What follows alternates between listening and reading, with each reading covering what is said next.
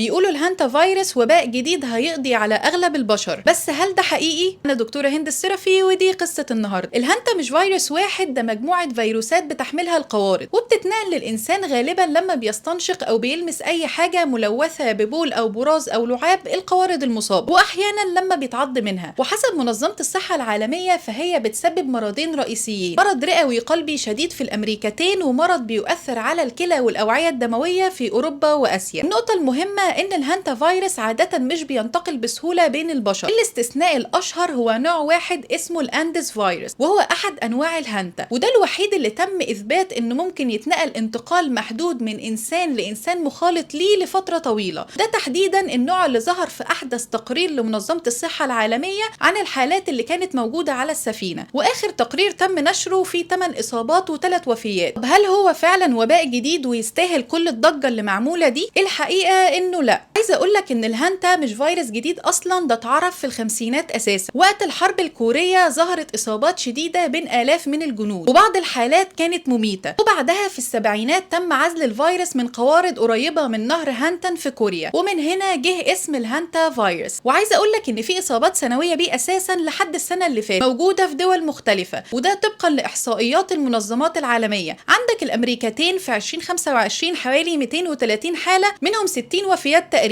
وفي شرق اسيا خصوصا في الصين وكوريا الاف الحالات سنويا. وفي اوروبا سنة 2023 1900 حالة تقريبا. علميا وطبقا لمنظمة الصحة العالمية فاحتمالية انه يتحول لوباء عالمي ضعيف جدا مقارنة بفيروسات تنفسية زي كورونا. وقالت في تقرير السفينة ان الخطر العالمي منخفض جدا، واللي عمل الضجة دي كلها هي الحالات اللي ظهرت في السفينة، وكمان الاحتياطات اللي تم اتخاذها، واللي لعلمك دي بروتوكولات طبيعية متبعة ومعروفة عالميا وبتحصل في ظروف كتير جدا. فالموضوع خد اكبر من حجمه. خلاصة الموضوع من بعد كورونا اي خبر عن فيروس جديد بقى بيتحول بسرعة بهل ده الوباء القادم، لكن الحقيقة العلمية مختلفة. هي فيروسات خطيرة، متفقة معاك جدا وتستحق المتابعة طبعا، لكنها لا تتحول تلقائيا الى جائحة. الوباء مش بس بيحتاج لفيروس قاتل، هو بيحتاج لفيروس قادر على الانتقال بسهولة واستمرار بين البشر، وده حتى الآن غير متحقق في أغلب الحالات. فتابع عادي بس من مصادر موثوقة، مفيش داعي لأي قلق نهائي أو كمان عناوين مضللة.